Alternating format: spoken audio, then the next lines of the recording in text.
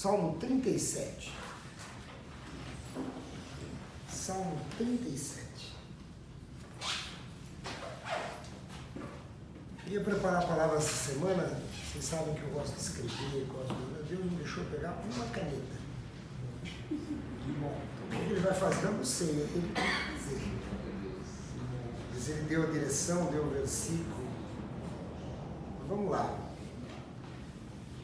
Vocês já perceberam que por mais fé que a gente tenha, por mais que a gente tenha firmado na fé, às vezes vem algumas notícias, vem algumas coisas que a gente se abala na fé. E a gente fica sem saber o que fazer. E a gente começa a ficar imaginando, puxa, será que Deus esqueceu de mim? O que será que vai acontecer comigo? O que é essa nova situação que está aparecendo, que está acontecendo? E a gente fica realmente abalado. A gente fica abalado porque é o desconhecido. E a gente tem muito medo do desconhecido.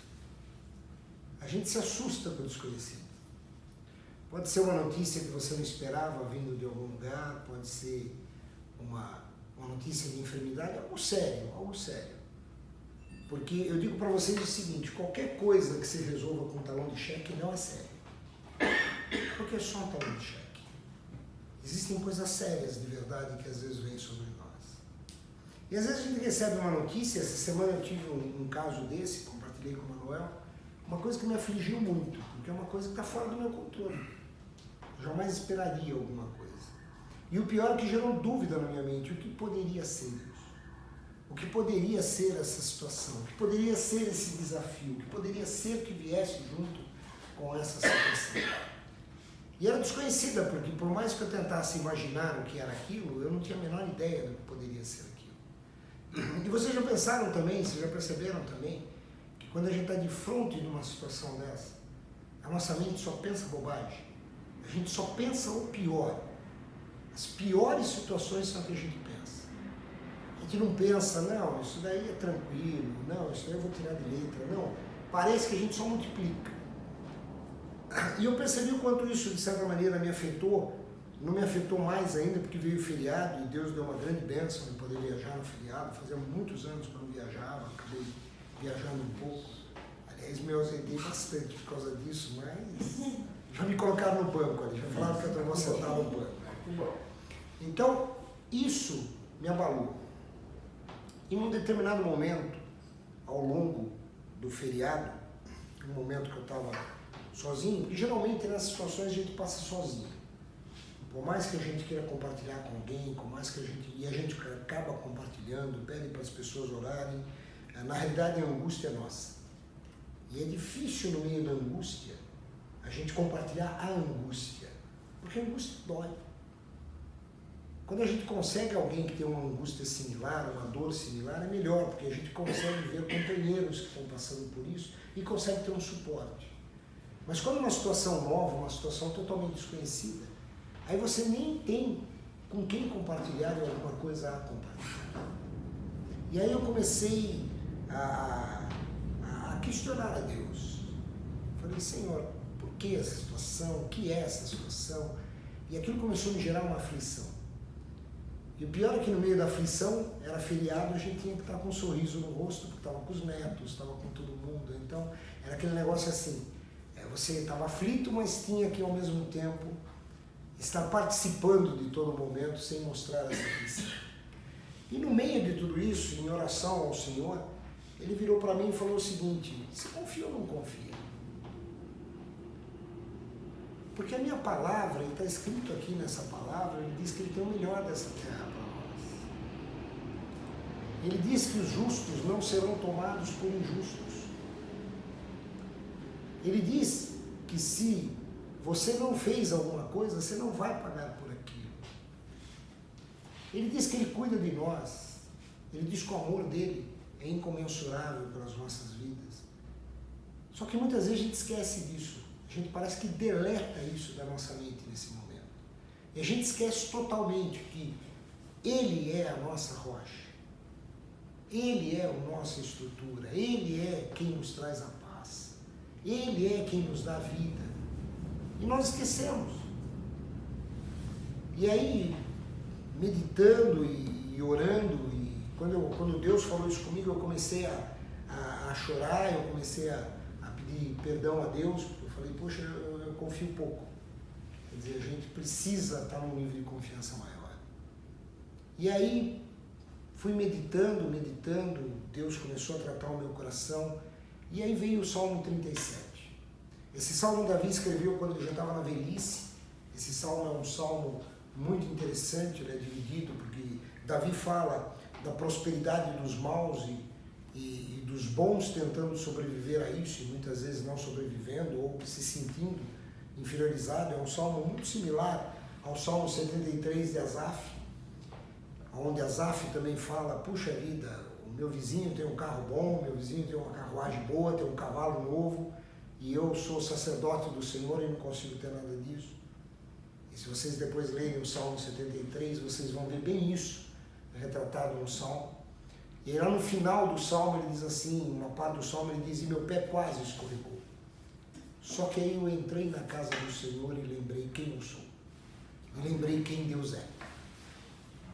E aí ele falou, aí sim, eu entendi que a minha vida está muito melhor que a deles. Porque eu tenho o Deus que sustenta todas as coisas. E Davi, na sua velhice, não se tem muita história de quando ele escreveu esse salmo, ele no começo do salmo fala exatamente isso. Ele fala lá no versículo 3, ele fala assim, confia no Senhor e faz o bem, e habitarás na terra e verdadeiramente serás alimentado. Deleita-te também no Senhor e Ele te concederá o desejo do teu coração. Entrega o teu caminho ao Senhor, confia nele e Ele tudo fará. E Ele fará sobressair a tua justiça como a luz e o teu juízo como o meio-dia. Descansa no Senhor e espera nele. Não te indignes por causa daquele que prospera em seu caminho, por causa do homem que escuta astutos intentos. Quando eu li isso daqui, eu falei, puxa vida, a gente precisa ter um nível de confiança maior. Eu vi Davi aqui dando uma... Eu não gosto de chamar de receita de bolo, porque a palavra não é uma receita, a palavra é um exercício de fé a todo momento.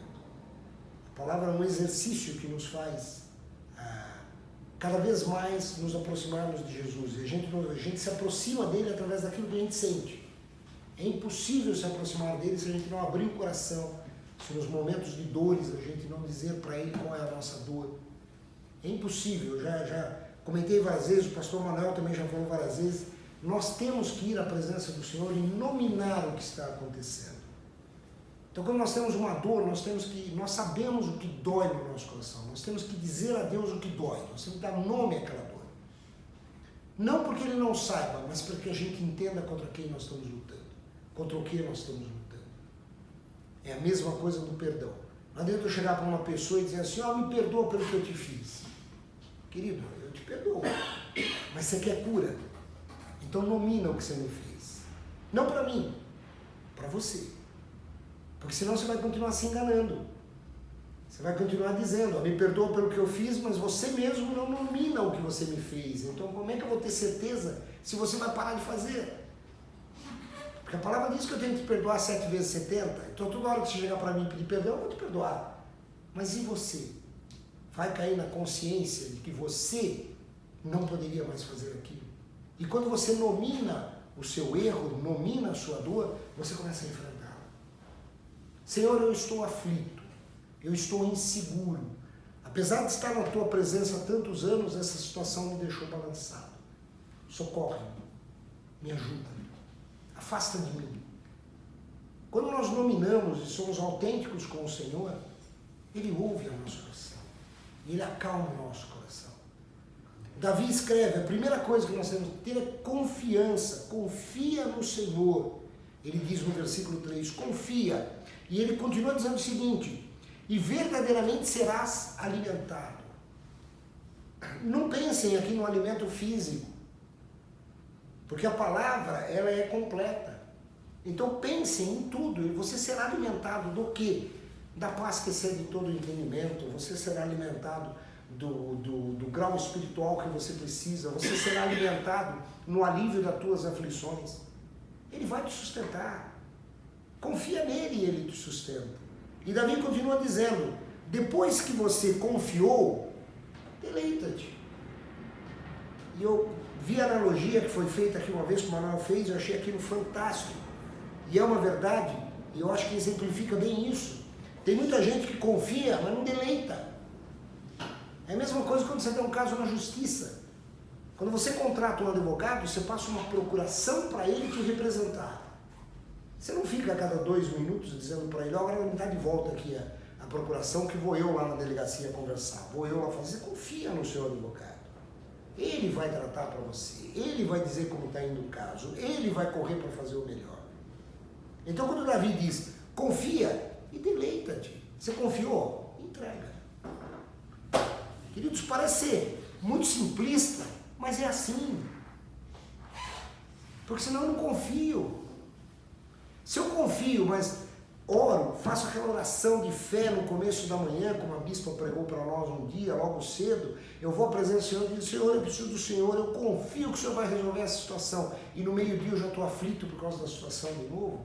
Que confiança eu tenho que o Senhor vai resolver a minha situação? Nenhuma. Porque eu já fiquei aflito de novo. Então confiar significa deleita-te. Deleita-te no Senhor e Ele concederá o que deseja o teu coração. Você precisa de paz no meio daquela situação? Você precisa de um apoio, de um amigo sempre presente para você passar por aquela situação? Você precisa de uma mão forte para te conduzir durante o vale da sombra da morte? Ele está junto. A palavra diz que Ele está junto. Tem um salmo que diz que eu posso subir aos altos da montanha, posso descer ao vale mais profundo da terra. O salmista diz, e eu vou fugir do Senhor como se os seus olhos estão em todos os lugares. E o Senhor me olha. Então confiar significa deleitar-se. E quando nós nos deleitamos, Ele nos ajuda. Ele traz o alívio. Continua doendo? Claro que continua doendo. A gente continua humanamente ainda aflito com as situações? Claro que a gente continua humanamente aflito com as situações. Mas aquilo aos poucos vai dando lugar a uma paz. Vai dando lugar à certeza que o Senhor é conosco. E mais, vai dando lugar a uma certeza que, Senhor, tá bom, estou entendendo, se eu tiver que passar por isso, é porque o Senhor tem algum propósito. Então eu vou passar por isso.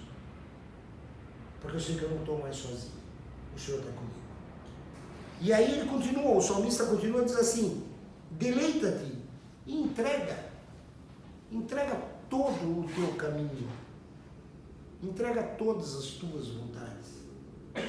Entrega aquilo que te traz aflição, aquilo que te oprime, aquilo que te segura. Entrega na mão dele. E a partir do momento que você entrega, é entrega mesmo. Não é ser relapso com a situação. Eu falo sempre isso. Não é ser relaxado com a situação. E eu já vi muita gente sendo relapso. E não é ser relapso. Entregar é ter a certeza que Deus está conosco e nós podemos ir à frente e fazer o que nós temos que fazer. Eu já vi muita gente que tem dívida e marca com o gerente do banco de conversar sobre a dívida e aí não aparece porque diz, não, Deus vai à frente e vai resolver o meu problema. Aí Ele vai resolver se você der o primeiro passo. Deus não vai querer que a gente fique de braços cruzados porque as coisas aconteçam. E você pode ir lá e de repente receber uma notícia maravilhosa que você não esperava. Mas nós temos que ter ação. Nós temos que entregar a Ele, mas temos que continuar fazendo a nossa parte. E aí o salmista termina dizendo o seguinte, fez tudo isso? Descansa. Não deixa a situação ficar te consumindo. Porque a pior coisa que tem é a nossa mente lutando contra nós mesmos. A nossa mente querendo dizer que nós não podemos, que aquilo é grande, que aquele problema é sério, que aquele problema é demais, que nós não vamos conseguir. E aí quando a mente começa a bombardear sobre isso, sabe o que acontece? A gente começa a traçar a estratégia humana. Ah, então eu tenho que falar com fulano, eu tenho que ver se ciclano me ajuda, eu tenho que ver se Beltrano me concede um benefício naquela situação. Quando o que nós devemos fazer é ir na presença do Senhor e dizer para Ele, Senhor, eu não consigo resolver esse problema. E esse problema está me trazendo muita aflição. Eu não consigo imaginar o que vai acontecer. Mas uma coisa eu sei, o Senhor tem o controle de todas as coisas. E como a tua palavra diz, que a tua vontade para a minha vida é boa, perfeita e agradável, então eu vou confiar no Senhor. E vou ter a certeza que o Senhor vai fazer aquilo que o Senhor promete que fará. Deus é um Deus de amor. A questão de nós sofrermos ou não, muitas vezes a gente confunde. Pô, se Ele é um Deus de amor, por que nós sofremos? Porque nós muitas vezes plantamos esses sofrimentos. Nós mesmos, com a nossa mente, com as nossas vontades, nós plantamos esses sofrimentos. E aí o que acontece, e tem um Provérbios que diz isso, não vou lembrar qual que é agora, está entre o 1 e o 31, tá? Mas tem um Provérbios que diz o seguinte, ele diz, o homem traça os seus planos, e quando tudo dá errado, ele culpa o Senhor. E é isso que a gente faz. A gente traça os planos, não pergunta se Deus está naquele negócio, não pede o sim e o amém dele, e quando dá tudo errado, diz, Senhor, o Senhor me abandonou, o Senhor me deixou, por que o Senhor permitiu que isso acontecesse? Eu acho que daí vontade de Deus virar e falar, não te mandei fazer isso, eu te mandei por outro caminho, você foi por isso que você quis. E é você que não está vendo, que mesmo no meio da situação, a minha misericórdia e a minha graça está te sustentando. E você só está em pé, porque eu estou te sustentando. Queridos, quando nós temos essa certeza, quando nós entendemos esse mover de Deus, quando nós entendemos como é que é esse mecanismo dentro do reino de Deus, nós vamos conseguir resistir aos dias maus. Porque nós sabemos que o Senhor é conosco. Nós sabemos que Ele é aquele que dá o nosso caminho, que dirige as nossas vidas, que nos conduz. E Davi, lá no versículo 25, ele diz assim, os passos de um homem bom são confirmados pelo Senhor, e ele deleita-se no seu caminho. Ainda que caia, não ficará prostrado, pois o Senhor o sustém com a sua mão. Queridos, aqui era um homem que foi temente a Deus, mas que a gente sabe que pisou na bola, passou por N situações de problema, perdeu 4 filhos por causa da sua própria irresponsabilidade. Vocês lembram disso? Quando ele peca com Betsabá, que Natã o confronta, Deus diz para ele, você não vai morrer porque você se arrependeu, mas vai vir a espada sobre a sua casa. E ele sabe o preço que ele pagou. E no final da vida ele escreve, confia, confia, confia, entrega, deleita-se. Confia mesmo, de verdade. Ele praticamente está dando um grito aqui. Se eu tivesse confiado mais, não tinha acontecido o que aconteceu na minha vida. É um exemplo para nós. E quando ele diz aqui esse versículo, eu queria terminar com ele mesmo, diz assim, ainda que o homem caia. E a gente às vezes quando está nessa incerteza, a gente cai. Quando a gente está nessa pressão, quando a nossa mente nos bagunça demais, a gente tropeça. E ele diz, ainda que caia, não ficará prostrado, pois o Senhor o sustém com a sua mão. Queridos, esse é o nosso Deus. Se nós realmente confiarmos, se nós realmente entregarmos, se nós realmente nos deleitarmos e se nós realmente descansarmos nele, não há situação que ele não reverta na nossa vida. Não há situação que ele não dê uma resposta. Mesmo que a resposta seja não. Mas não há situação que ele não venha em nosso favor. Amém? Amém.